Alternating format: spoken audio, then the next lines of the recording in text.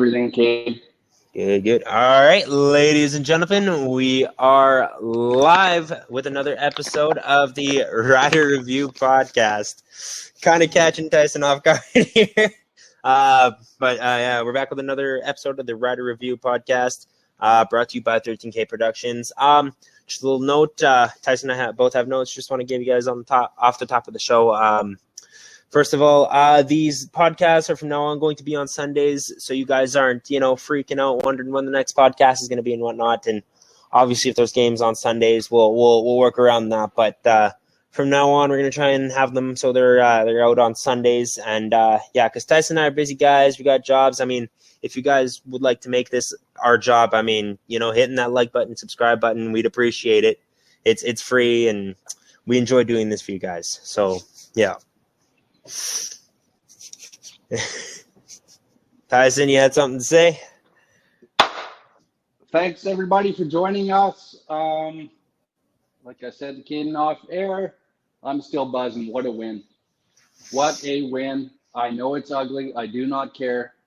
The only stats that matter, as you know, listeners, are wins and losses, and that's it. And I'm very, very thankful to my Lord and Savior, Jesus Christ, not only for that win, it sounds trivial, but for some other stuff personally that's happening.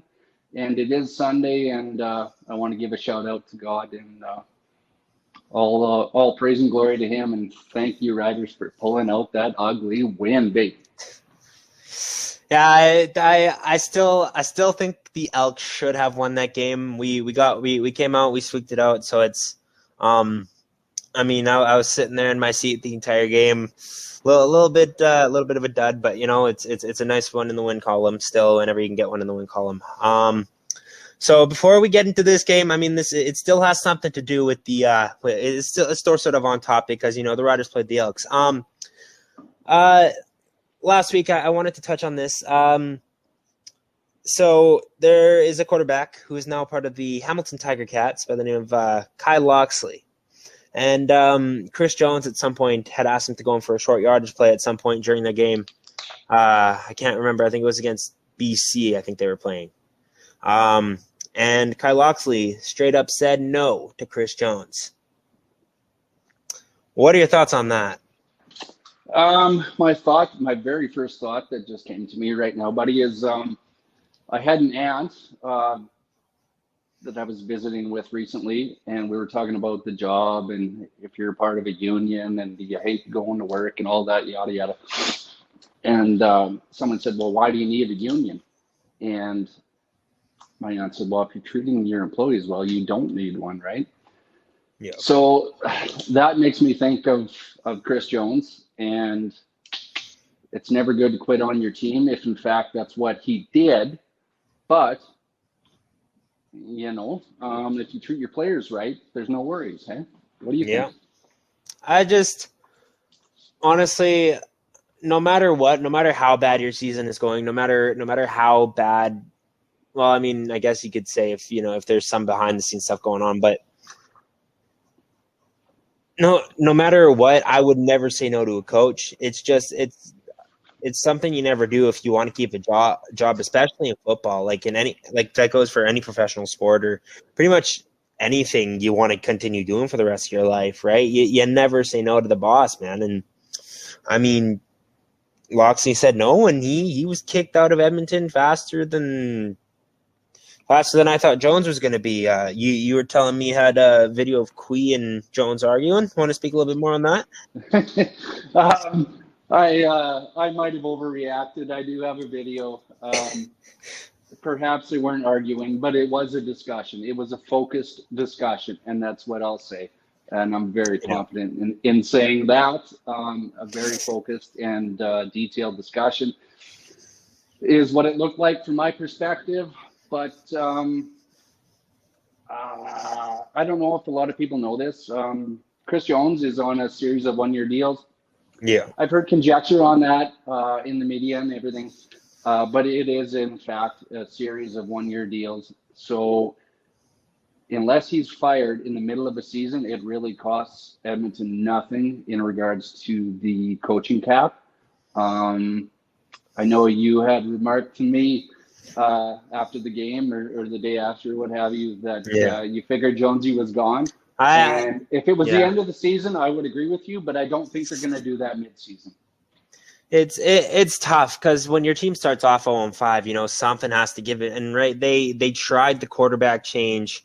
I mean, their top receiver is gone. They're kind of in a rut right now. Like, what else can you do, right? Like, it's tough. I still don't think Jones made the smart decision giving Cornelius that extension at the end of last season. I think it was right. Like, you're trying to make a mediocre quarterback better by giving him all-star talent, and you need. It doesn't matter how good your receivers are. You need a decent quarterback in the CFL because you know people can make the argument. You know, Cody Fajardo wasn't the greatest, but he, you know, the quarterback play was decent from him. That's why the Riders were as good as they were that one year, right? People were, and then last year. The only reason the Riders didn't do good is just because of the alignment, right? People were blaming it on Fajardo. Fajardo was a decent quarterback. I mean, I know people are saying, you know, don't bring up his name anymore, but now look at the Riders. They have Trevor Harris. Trevor Harris is a good quarterback, and that's why the Riders aren't horrible, you know? Yeah. So people are saying the Riders are lucky to not be in Edmonton's position right now, and it's, you know, I quite frankly don't agree with that. You know, the Riders have played really good. They've struggled with injuries, and they've came out on top. Yeah, I agree. I guess, you know, you could say, oh, we're lucky or lucky. Well, but we also, on the other side of our face, also say good teams find a way to win. Well, you can't have it both ways. You can't kind of, sorry for my language, but crap on the Riders and then say, well, good teams find a way to win. Like, you can't have it both ways. We're 3-1. Pretty much every pundit had us picked for last in the West, if not last in the CFL. So we're 3-1. We don't critique wins in Rider Nation. We don't apologize for them, and that's it. The numbers don't lie. We're 3-1. So let's get to some of the more individual stats. I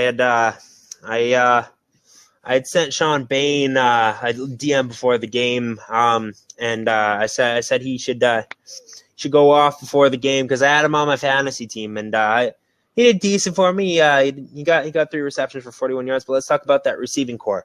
Mitch Picton showed up when he needed to and when we needed him. I was telling, I don't know if I told you before the game, I was telling everybody who would listen, Mitch Picton is somebody that needs to be on this roster way more often than he is. Needs to get way more playing time than he already does. And he's a Canadian receiver. If I'm not mistaken, I'm pretty sure he went to the University of Regina, right? And he needs to be on this roster way more often. Yeah, there's really no excuse. If the Riders don't want to use him more, I understand that because we don't know the ins and outs of schemes and ratios and all that stuff, right? We just don't. Yeah. As much as we'd like to think we do, we don't. He is a starting Canadian receiver, if not for us, for another CFL team. There's no question about it anymore. And I was on the fence for a long time, dude, thinking that he was a token Saskatchewan guy because we love him here, right? Yeah. And we'll put them in regardless whether they deserve to be in there or not. But Mitch Picton has proved himself. He is a starting Canadian receiver in the CFL. Yeah, there's no doubt about that. And with as good as this receiving core looks, you got to remember, you know, we still have our top 2 guys out right now with injuries, right? So yeah, come midseason, this receiving core is going to be deadly. Like I couldn't agree more, buddy. We arguably have a starting receiver group on our injured list right now, right? Yeah. You can argue that, and that's cool. We'll have the discussion. That's awesome. But the fact is, you can argue that there's a starting receiver group in the CFL simply sitting on our injured list right now. Keon Schaefer-Baker, Braden Lenius, Darrell Walker, Jawan Breskison. We lost another one here. Who is that now? We lost him for a second, ladies and gentlemen. We lost you for a second. We found you. You're back. All right. Yeah, no. I don't know anyways, how much you heard, but we're missing a starting group in the CFL simply on our injured list. It's crazy. The amount of wide receivers, slot backs, you name it, receivers in general, that we're missing right now. And that leads me to the question that, is Jake Herslow maybe not healthy? Like, it seems like he would be our first call, right, when we're in such a pickle as we are. I know he was very, very highly touted coming out of training camp. I don't know. What's your thought? Yeah, definitely very talented. I just, we have we have so much depth at receiver. Even if you go to the practice roster, right? Like, still so much depth. We are and there's a lot of Canadians too. So I think we're trying to get who are you talking about again? Sorry, Jake Herslow. Yeah, Herslow. Yeah, is Herslow Canadian? I don't know if he's Canadian. No, he's not. No. Yeah. See, so I think we're trying to go with the Canadians more, right? They saw we got Picton involved, right? And I don't think Emilus is Canadian. Wait, is Emilus? No. Oh yeah. Yeah, Emilus is yeah. I can't remember. Kevin Jones isn't the Canadian. He's the one who's not Canadian. We're getting a lot more Canadian receivers involved, and I'm liking that. The ratio there. I mean, now there's the designated American rules and everything and all that stuff. It gets a little bit confusing. I still don't know. I don't know if I'll ever understand that rule, if I'm being honest. But yeah, so as we were saying, this receiving core is going to be deadly, especially when you have a guy like Trevor Harris throwing the ball. But I wanted to touch on the slow start. The watching the game, you and I were both there in person. It was quite the slow start for the offense, especially. What did you make of that first quarter, first half in general? Extremely underwhelming. But let's not completely pile on Kelly Jeffrey or Dickey or Trevor, whoever we want to, typical scapegoats. We have to give some credit to Edmonton's defense. They are a decent defensive crew, and how wouldn't they be with Chris Jones, right? So very, very sluggish. It seemed extremely vanilla, but again, we're not experts. We're not in the film room. We're not yada yada. So disappointed, but patient with it, I suppose, would be my feelings. To your point there, we're not in the film room. Saskatchewan, if you guys want to invite us there, we're more than happy to come and join you guys in the film room. But yeah, I think a lot of it too was we were trying so hard to get the running game going. I mean, rightfully so after how well Morrow performed, but Morrow had 11 carries for only 52 yards. And I think after last week he was near the top of the league. I think he was second or third in the league. I don't think he was first in the league in rushing. But what do you make of Morrow's performance last night or Thursday night? You bet. Like I said before, I'm not worried about Morrow, and even if I was worried about it, we have Frankie Hickson, which is possibly the best backup running back in the league. I think the perceived lack of success for the running game by J-Mo and to a lesser extent, Hugh Don and Frankie Hickson is possibly due to the fact we have a new starting center. We have a new starting left tackle. I believe the guards remain the same. But we had two switches on our O-line. That's not easy. It's not, and it takes time to adjust to that. Having said that, I got to give a big shout out to our O-line. I thought they were excellent. Even without huge success in the running game. Trev was not under fire much in that game.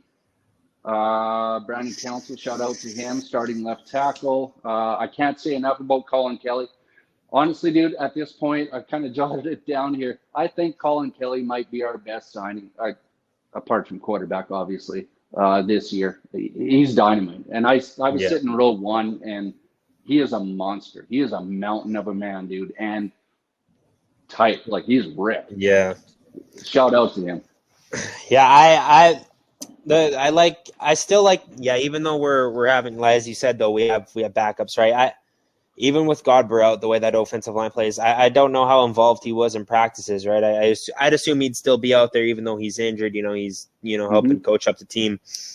I think it's also a morale thing. As an offensive lineman myself, if you're playing well and you're protecting your quarterback, there's really nothing that can go wrong. There are stuff that can go wrong, but there's in that moment you're playing well and you feel good, and it's nice. It's fun to be an offensive lineman for that team. For sure, yeah. dude. It's I never played offensive line, obviously, but cohesion is huge on the offensive line. And the guy you bring in or starts that week off the practice roster, what have you, might be just as good. But the fact remains, it takes time to get that cohesion between offensive linemen. And I'm not sure it's evident anywhere else in the football field other than that offensive line. So shout out to them. So let's switch over to the defensive side. The defense, they definitely could have played better. But that went for both teams. Both teams definitely could have played better. Our top tackler was Larry Dean. That's to be expected. During the game, I was noticing Moncrief was a little bit, I don't know, he seemed a little bit underwhelming. I don't know if he's still shaking off the rust or what he's doing. He had a few drop picks. He missed a couple tackles. I don't know what did you make of that? I don't know if you were noticing or. Yeah, I haven't focused in on Moncrief too much. I suppose that's a good thing because if he jumps out, you're gonna focus on him, right? So yeah, I didn't notice too much, Caden.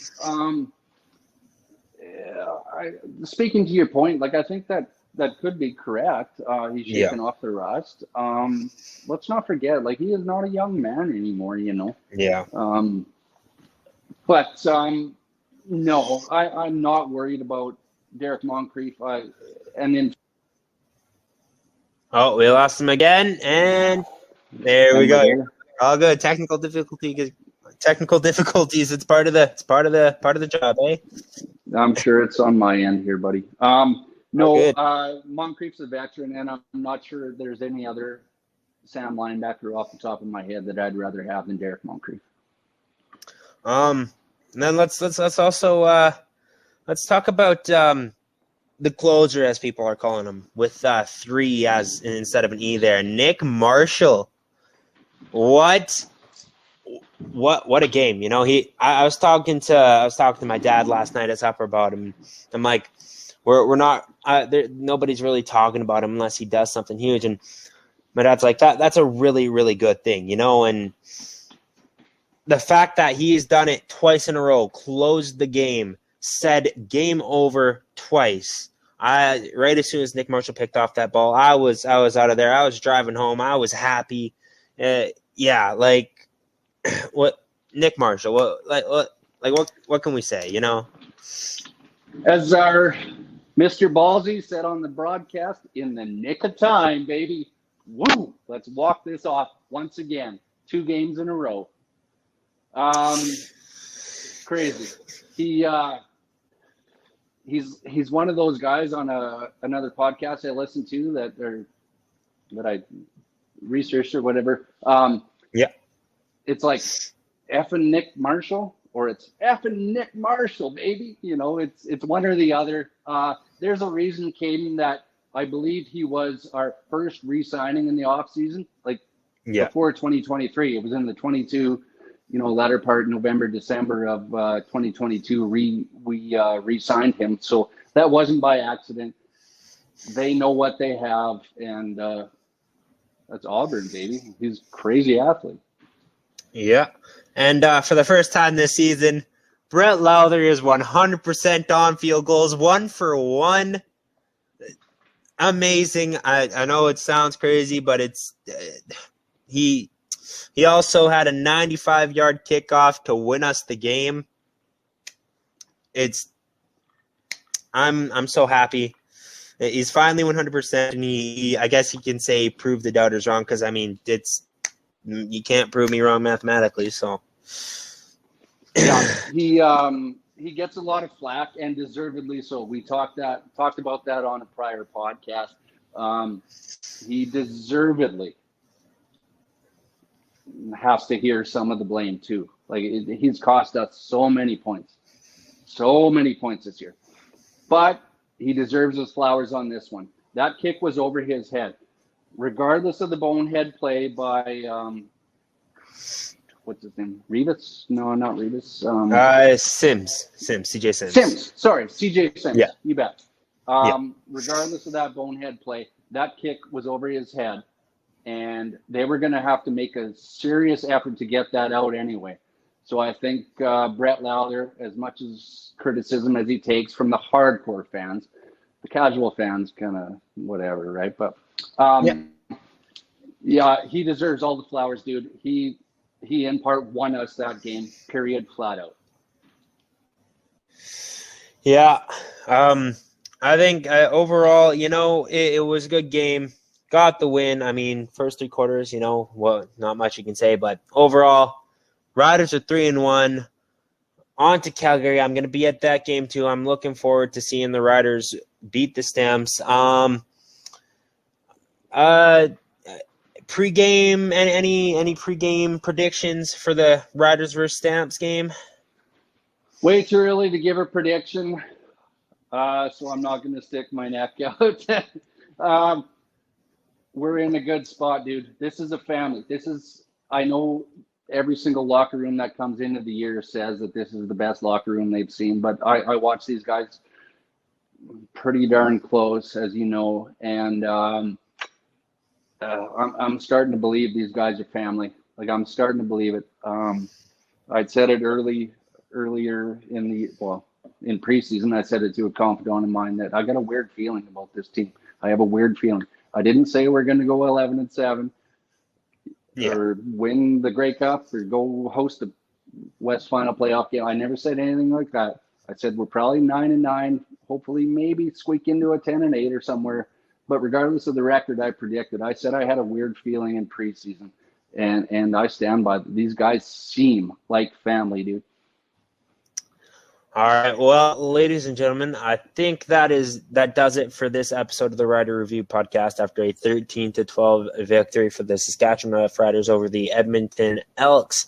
Any new stuff in the works you want to promote? No, nothing major. No, I want to give another shout out, if I could, to Rob Vanstone. He was a legend growing up, and I finally got to meet him in person and discuss some Rider football with him, albeit briefly. And he's the truest definition of a gentleman, and we'd love to have him on here one day. That would be awesome. If you're listening, please, send any one of us a DM or a message or something. We'll get back to you as soon as we can. And sorry, my bad. I said 13-12. I meant 12-11. Close score. At what point I knew that.